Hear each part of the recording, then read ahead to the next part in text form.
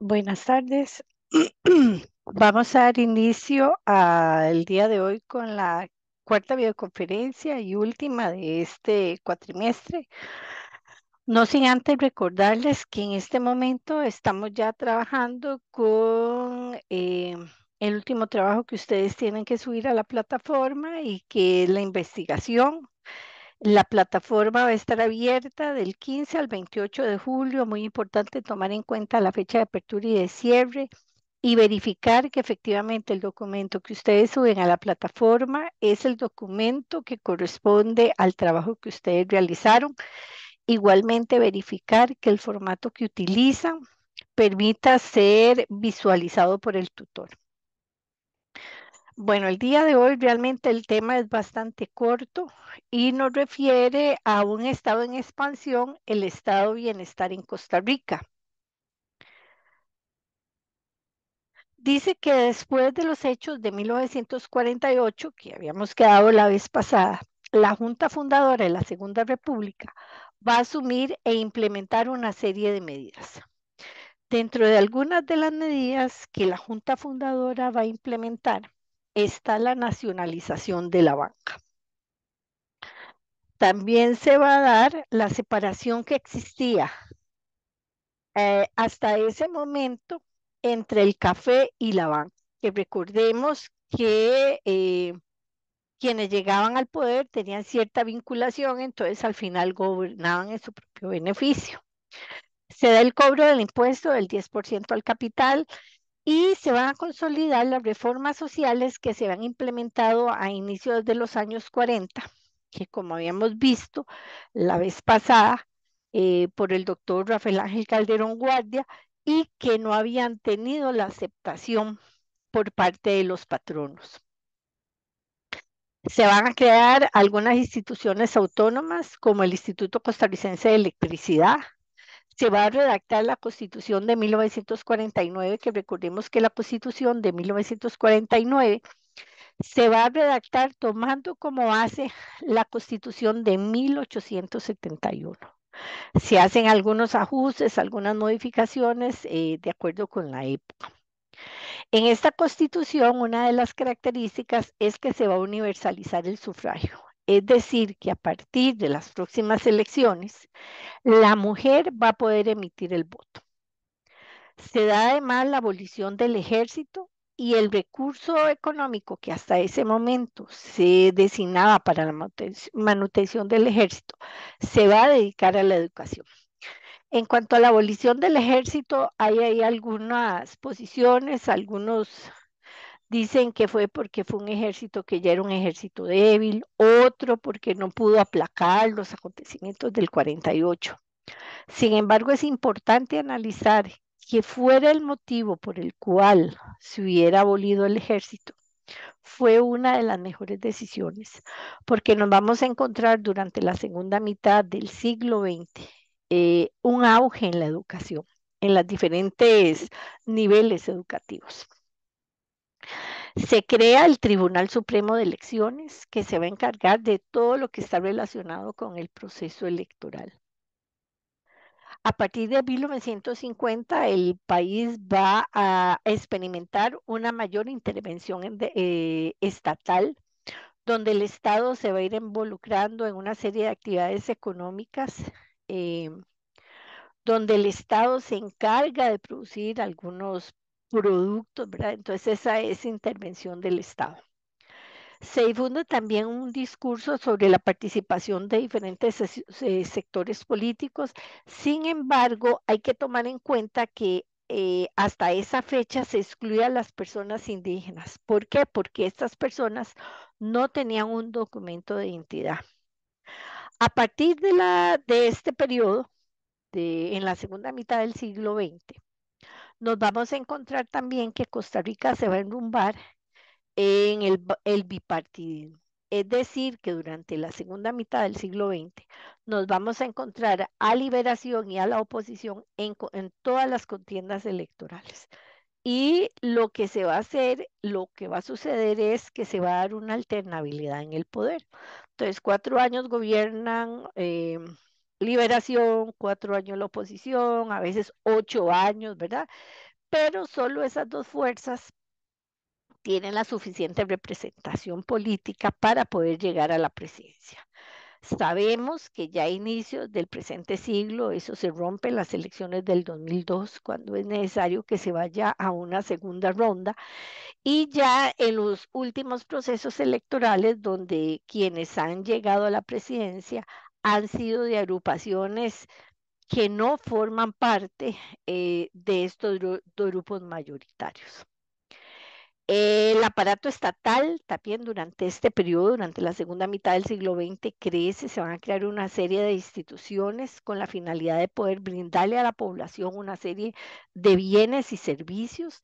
Dentro de algunas de las instituciones están los bancos del Estado, el Instituto Autónomo de Ferrocarril Eléctrico al Pacífico, el Instituto Nacional de Vivienda y Urbanismo, el Servicio Nacional de Acueductos y Alcantarillados, lo que fue en algún momento el ITCO, ¿verdad? Que se encargó de dar tierras para su cultivo.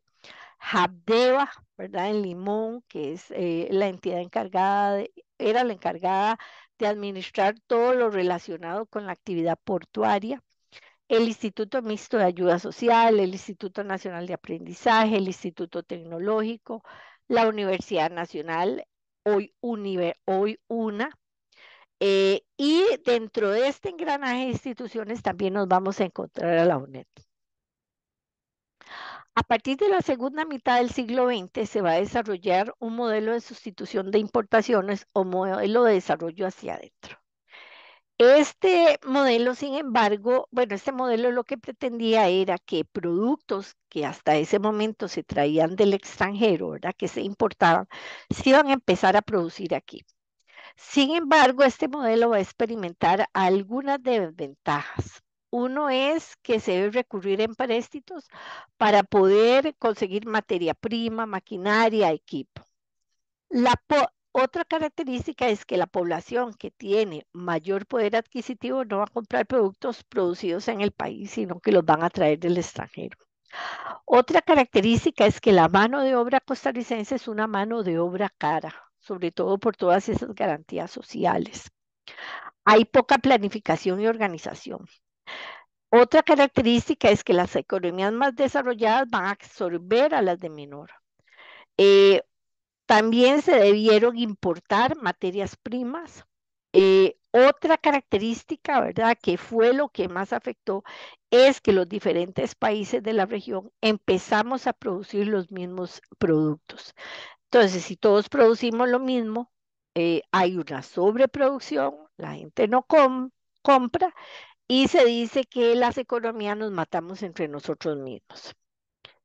Luego nos habla de la administración de don Mario Echandi, que va de 1958 a 1962. Don Mario Echandi va a poner una política fiscal monetaria muy cautelosa, perdón. Surge en ese contexto el famoso mercado común centroamericano, que recordemos que la idea era que en bloque podíamos competir mejor, ¿verdad? eh, y de esta forma poder insertarnos en la lógica de los Estados Unidos para poder competir. Se reducen impuestos a los productos de la región. Otro de los temas es entre los partidos políticos y el camino institucional dice que en las décadas posteriores a la Guerra Civil del 48 se va a dar una participación limitada. Recordemos que se había ilegalizado la participación del Partido Vanguardia Popular y esto se va a mantener hasta la década de los años 70.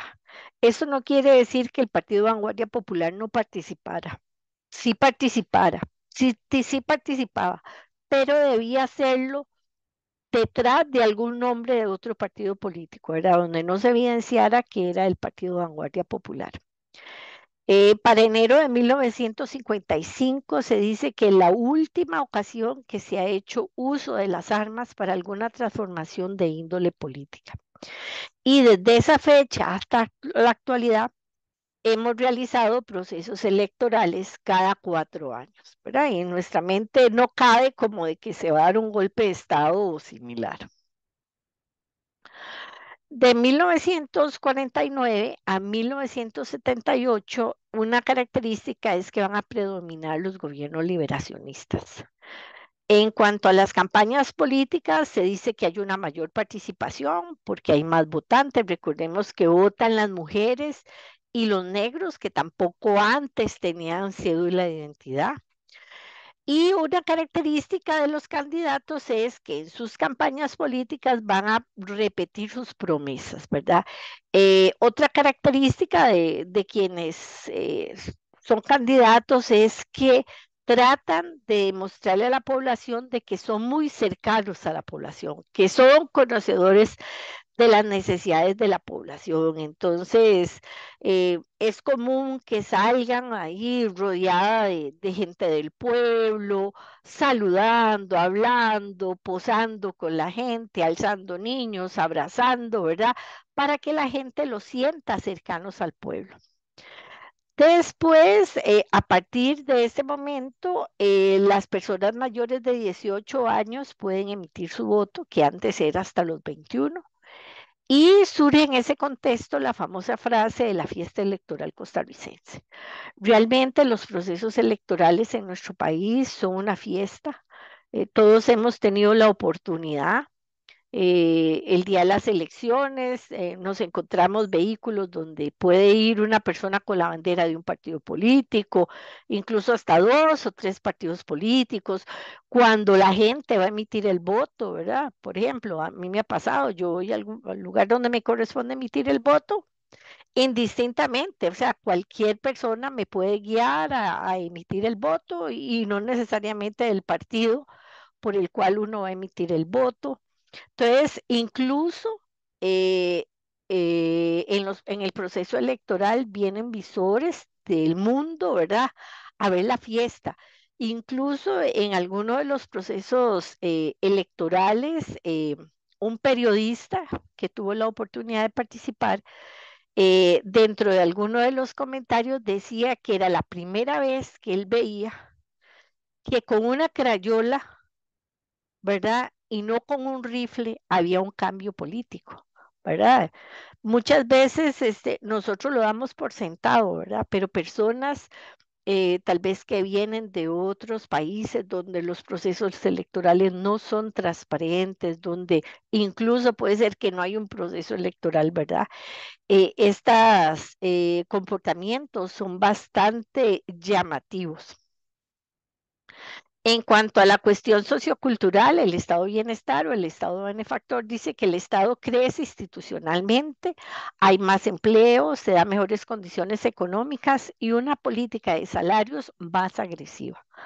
La infraestructura se moderniza, se procura que la población tenga un reparto más equitativo de los beneficios y la riqueza. Se dice que incluso en los años 70, eh, surgió una nueva clase, que era una clase media, que ya después, con la crisis de los años 80, se dice que esa clase media tendió a desaparecer, ¿verdad? Producto de la crisis económica. Se invierte también en lo social, en salud, en educación, en infraestructura. Por ejemplo, en salud ya se amplía la cobertura, ¿verdad? No solo al trabajador, sino a su cónyuge, a su núcleo familiar.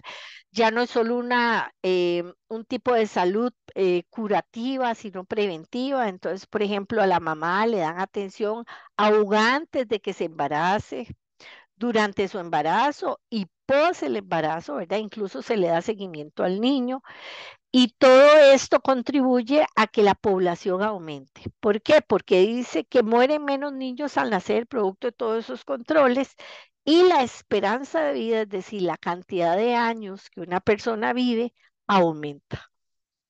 Se crean también comedores para niños, ¿verdad? En los centros educativos con la finalidad de poder brindarles desayuno, almuerzo. Se abren centros de salud, se universaliza, crece la población y se extienden también los servicios de agua y electricidad. Se da un nuevo desarrollo urbano, dice que en la década de los 60 se inicia una expansión urbana producto de la migración rural, ¿verdad? Aquellas familias de zonas rurales que migran a la ciudad en busca de mejores oportunidades laborales y educación para sus hijos. También van a llegar a la ciudad, ¿verdad? A las zonas urbanas, campesinos que han sido desplazados de sus tierras y que solo tienen su fuerza de trabajo para recibir a cambio una remuneración. En el caso de las zonas rurales, siempre se les ha ligado con la pobreza, ¿verdad? Además, en estas zonas es menor el desarrollo. Incluso en los planes de gobierno, ¿verdad? No es igual la atención que se da, digamos, a las zonas ubicadas cerca de la gran área metropolitana como a zonas alejadas del centro del país. En el ámbito cultural, producto de la influencia externa, se van a dar algunas transformaciones que al final van a impactar en la juventud. Una de ellas es la Guerra Fría. Recordemos que después de la Segunda Guerra Mundial, el mundo queda dividido en dos bloques, el bloque socialista con la URSS a su cabeza y el bloque capitalista con los Estados Unidos a su cabeza.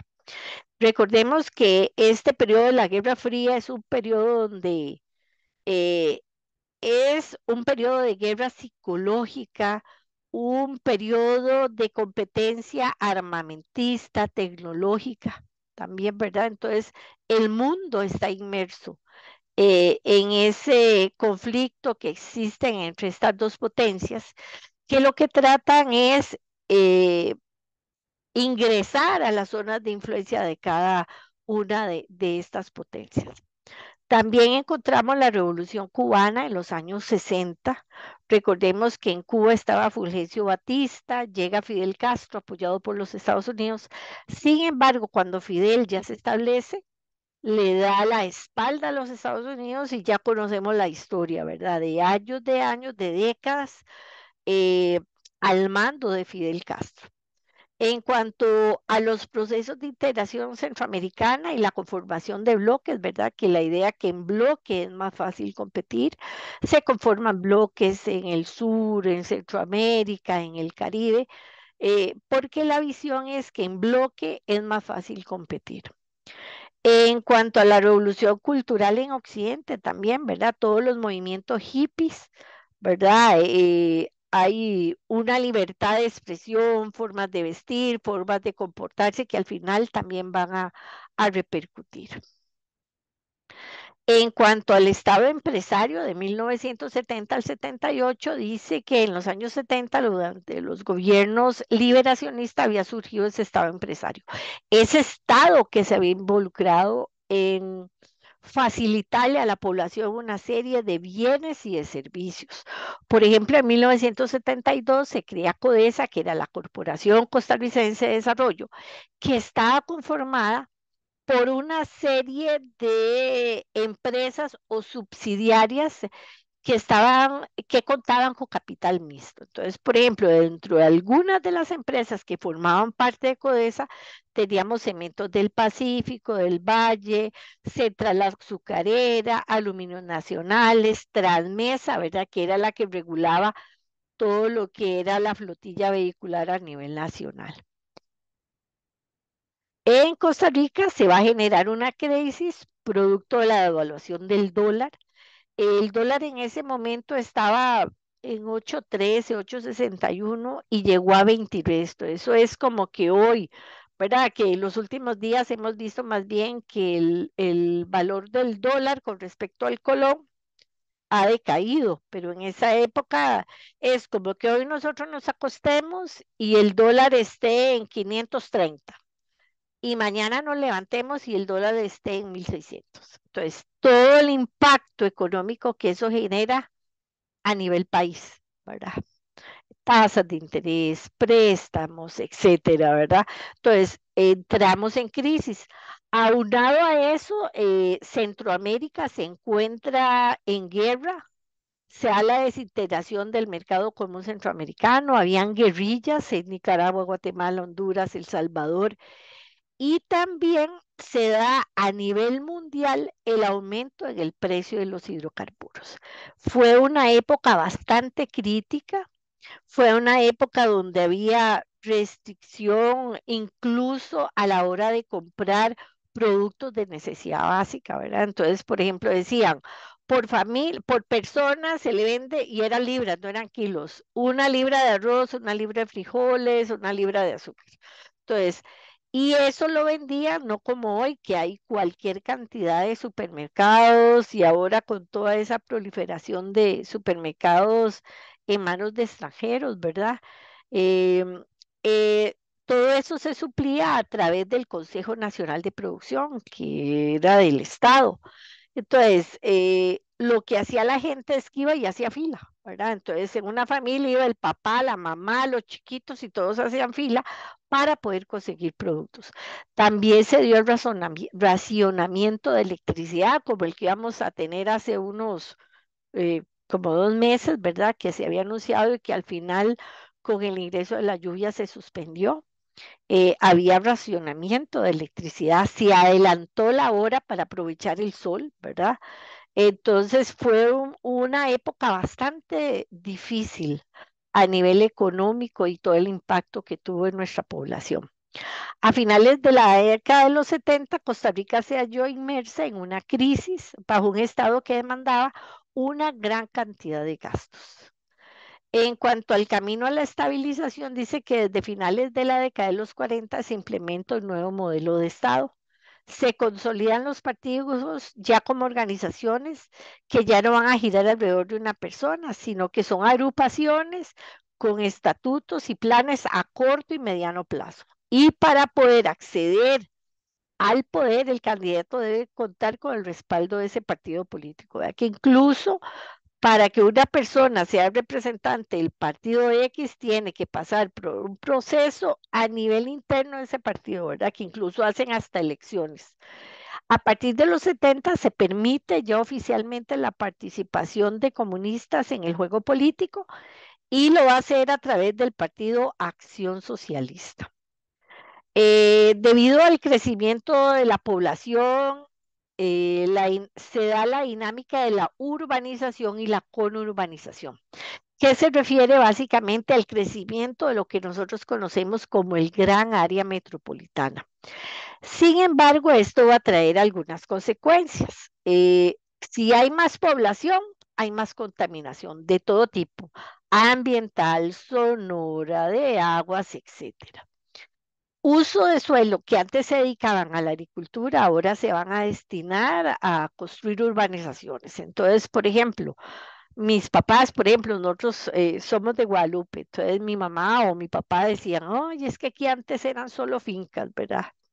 Después construyeron unas casas y bueno, y hoy en día, por ejemplo, mi papá vive cerca de la corte en Guadalupe y hoy con todos los cambios de todo este proceso de circunvalación es otro mundo.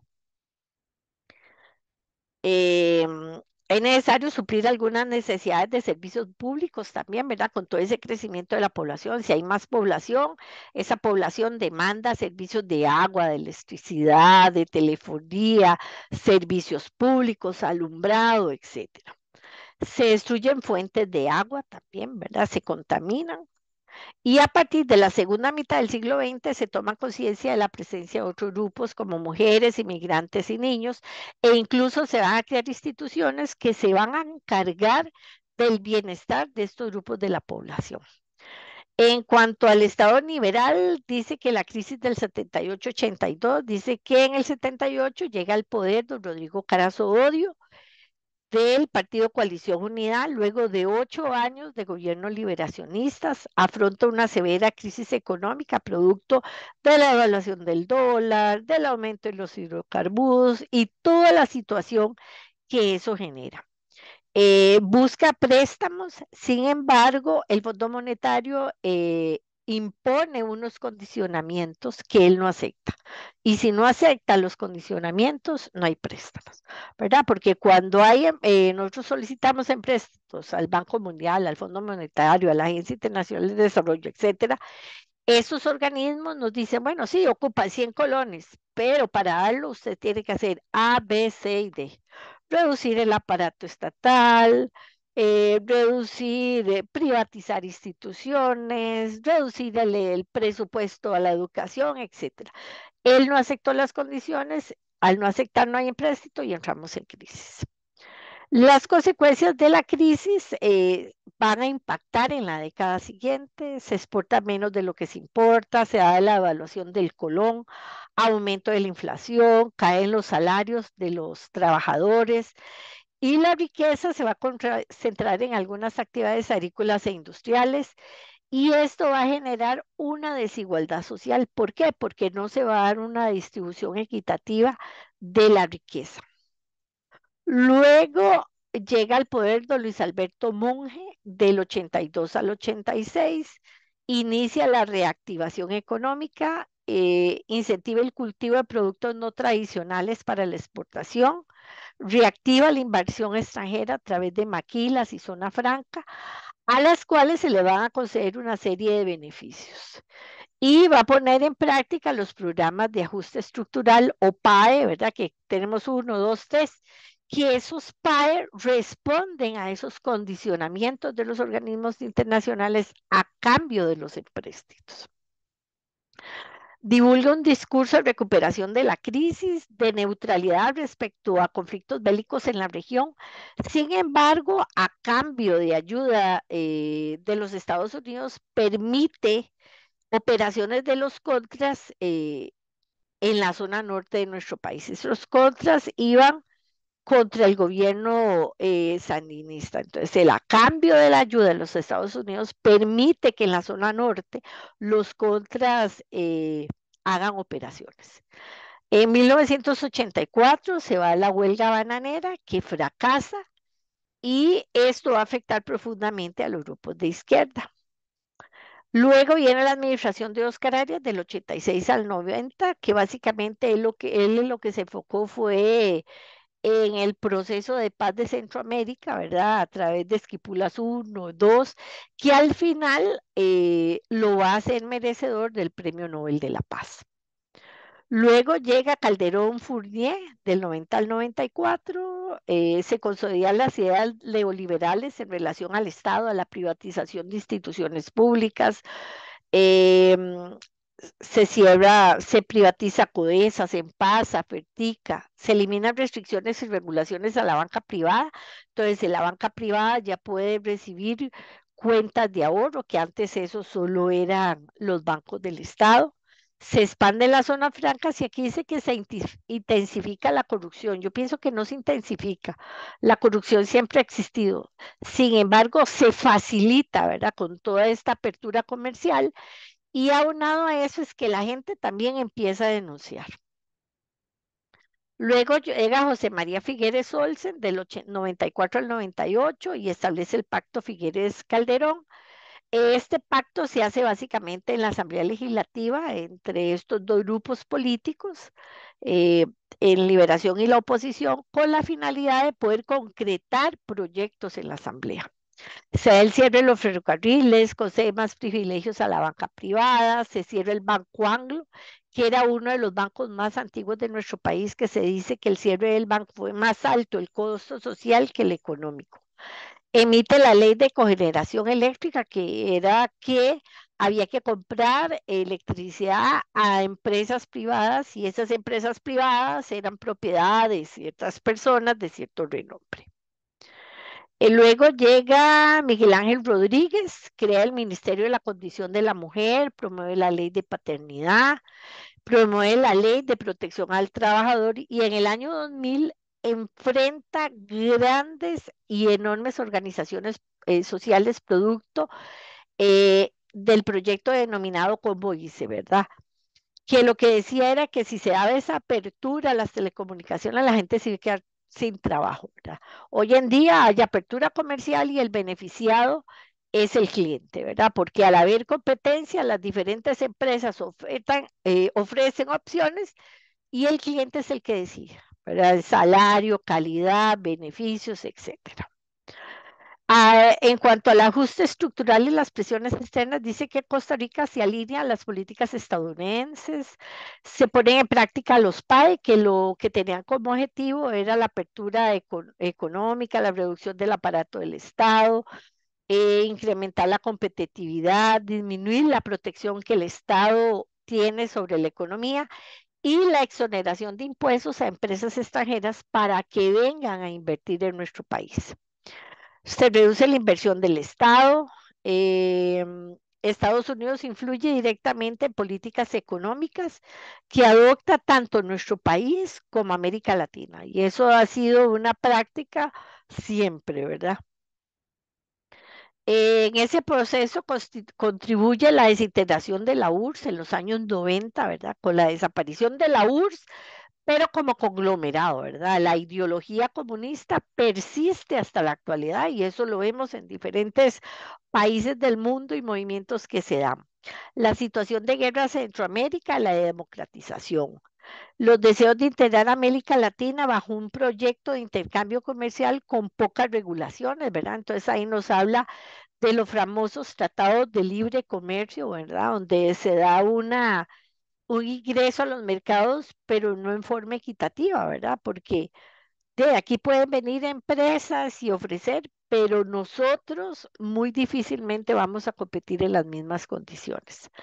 En cuanto a la política en realidad social, de 1990 al 2002 se agravan las políticas neoliberales con la finalidad de garantizar ciertas ganancias a negocios privados.